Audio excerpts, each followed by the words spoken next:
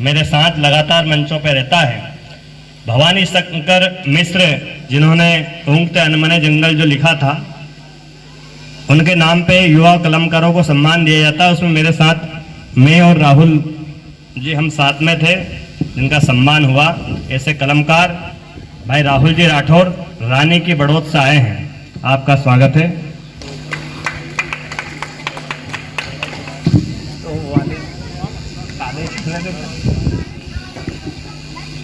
आदरणीय पूर्व विधायक महोदय, बहुत बहुत प्रणाम आपको, और प्राचार्य महोदय यहाँ पर उपस्थित हैं, प्रबंधक महोदय जहाँ भी सुन रहे हों, आप तक बातें पहुँचाता हूँ। पहले बताते हैं कि कविता क्या होती है। कि कविता पीड़ाओं के आंचल में पलती है। जितने भी हमारे आज दोस्तों ने, छोटे छोटे बच्चों ने कविताएं सुनाई, बहुत अच्छा लगा। और सामने एक बालिका बैठी है, बहुत उम्दा उन्होंने काव्य पाठ किया। एक बार जोरदार ताली उसके लिए होना चाहिए, मुझे नाम तो ध्यान नहीं है।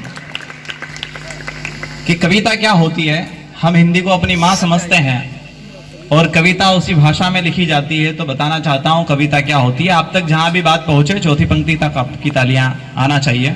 कि कविता पीड़ाओं के आंचल में पलती है, कविता जज्बातों की धूप में जलती है, और कविता महज दिमाग की कुतूहल नहीं, कविता तो दिल की गहराई से निकलती है। कविता तो दिल की गहराई से निकलती है। कविता साधु संतों की वृत्ति माला है, कविता मानव के अंतर मन की ज्वाला है, और कविता महज राधा के अनंत प्रेम की अनुभूति नहीं, कविता तो मीरा के बहते आंसू की मधुशाला है। कविता तो मीरा के बहते आंसू की मधुशाला है। कविता पौराणिक परंपराओं का ज्ञान है। कविता पौराणिक परंपराओं का ज्ञान है। कविता परिवर्तित श्रवण का विज्ञान है। और कविता महज छंद अलंकारों का समावेश नहीं, कविता तो हिंदी, हिंद और हिंदुस्तान है। कविता तो हिंदी, हिंदी और हिंदुस्तान है। आइए मैं सीधा सीधा गीत आपको सुनाता हूं। अभी हमने कोरोना के दौर में पलायन देखा, माइग्रेशन देखा लोगों का। कोई कहां पर फंसे हुए थे, कोई कहां जा रहे थे, कई किलोमीटर की लंबी यात्राएं लोगों ने पार की। लेकिन हमारे गांव और शहरों की परंपराओं में, वहां के रीति रिवाजों में क्या क्या अंतर होता है, इस गीत के माध्यम से मैं आपको हर पंक्तियों से बताना चाहता हूं। सुनिएगा। कि मजा नहीं ऐसी कूलर में, मेरे जितने भी नन्हे मुन्ने दोस्त लोग हैं, आप भी साथ दे बीच बीच में। मजा नहीं ऐसी कूलर में जो पीपल की छांव में होता है, शहर में ऐसा कुछ भी नहीं जो गांव में होता है।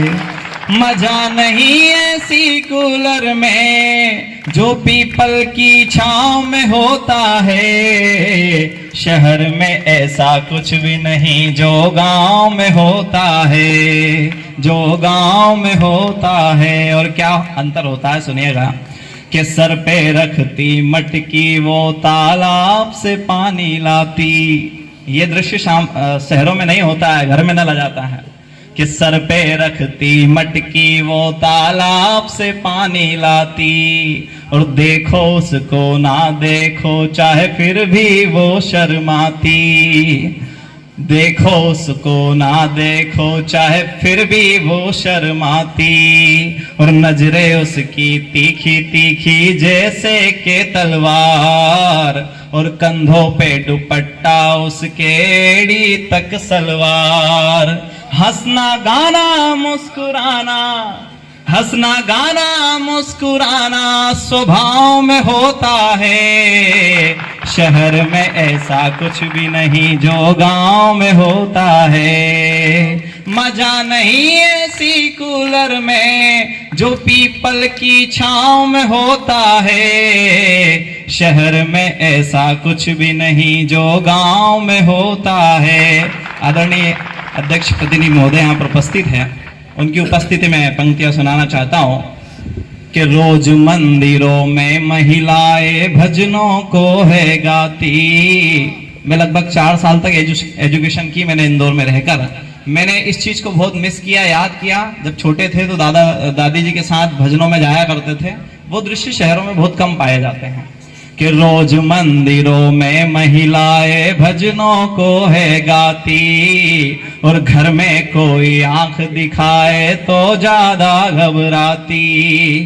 और एक साथ मिलकर रहती है सास बहू जेठानी, एक साथ मिलकर रहती है सास बहू जेठानी, और रीत रिवाज को जानता हो तो मिलती यही निशानी।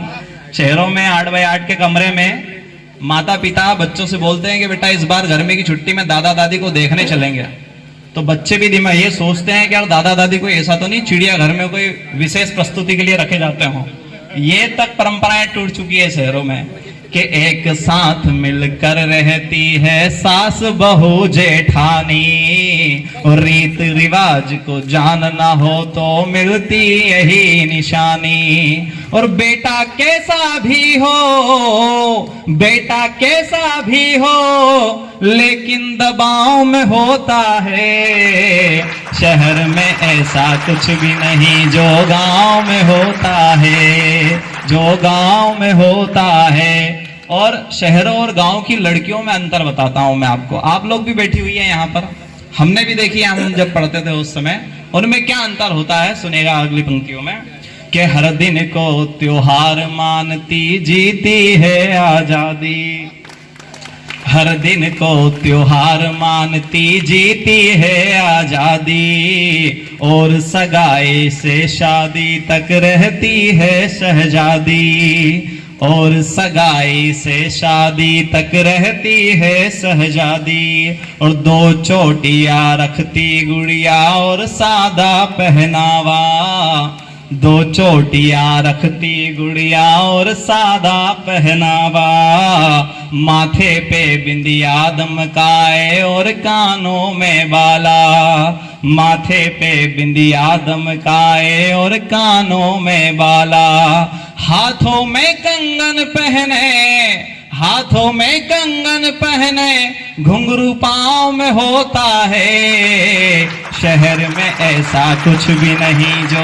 गांव में होता है, शहर में ऐसा कुछ भी नहीं जो गांव में होता है। मजा नहीं ऐसी कूलर में जो पीपल की छांव में होता है, शहर में ऐसा कुछ भी नहीं जो गांव में होता है। बहुत बहुत आभार। चलिए, आदरणीय ऋतुराज भाई साहब का आग्रह है, एक छोटा सा गीत और मैं सुना देता हूँ एक दो बन का, जो कि छोटी मोटी जो पहचान बनी इसी गीत से बनी है, कि धर्मनिरपेक्षता का सबसे बड़ा निशान लिखा जाए, गीता बाइबिल या फिर कुरान लिखा जाए, और राष्ट्र भक्ति की इससे बड़ी मिसाल क्या होगी, कलम उठाएं और सबसे पहले हिंदुस्तान लिखा जाए। आइए एक गीत मैं आपको सुनाता हूं। जैसा कि टेलीविजन में आप सब लोग देखते हैं, सोशल मीडिया पर, कि लोग तालिबान ने हमला किया अफगानिस्तान पर, और कुछ लोगों के कमेंट्स आते हैं कि वो उनके सपोर्टर हैं।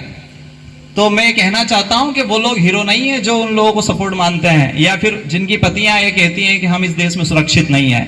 देश किन लोगों का होता है और हम किन लोगों को सेलिब्रिटी बना करके बैठे हुए हैं। आइए कुछ अच्छी पंक्तियों से आपको रूबरू करवाता हूं, और पिछले 5-6 हजार साल की संस्कृति आपके बीच में रखता हूं। अगर हर पंक्तियों से आप ध्यान से सुनिएगा, और एक मैसेज भी आज के इस कार्यक्रम का शायद ये हो सकता है, सुनिएगा। सुखदेव भगत अशफाक गुरु, किनका देश है? सुखदेव भगत अशफाक गुरु, और हमें दो का है ये देश शहीदों का है, ये देश शहीदों का है। सुखदेव भगत अशफाक गुरु, और हमें दो का है ये देश शहीदों का है, ये देश शहीदों का है। राणा प्रताप शिवाजी जैसे वीरों का है, ये देश शहीदों का है, ये देश शहीदों का है। मेवाड़ में पन्ना दाई ने पुत्र स्वयं बलिदान किया, झांसी में लक्ष्मीबाई ने स्वतंत्रता का वरदान दिया।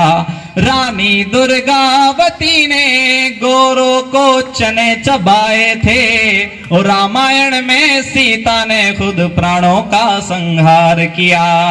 रामायण में सीता ने खुद प्राणों का संहार किया। शबरी अनसुईया कौशल्या जैसी माओ का है, ये देश शहीदों का है, ये देश शहीदों का है। सुखदेव भगत अशफाक गुरु और हमीदों का है ये देश शहीदों का है, ये देश शहीदों का है। बहुत बहुत आभार, बहुत बहुत धन्यवाद। आइए और पंक्तियां सुनाता हूं कि किन लोगों को हम हीरो मानते हैं और कौन लोग हीरो होना चाहिए, हमारे इंस्पिरेशन होना चाहिए, प्रेरणा होना चाहिए। सुनेगा कि अटल जी ने जो राजनीति की परिभाषा सिखलाई है, डॉक्टर अंबेडकर ने जो संविधान की बात बताई है, डॉक्टर सर्वपल्ली ने जो शिक्षा का मान बढ़ाया है, और इंदिरा गांधी ने जो नारी का महत्व सिखलाया है, इंदिरा गांधी ने जो नारी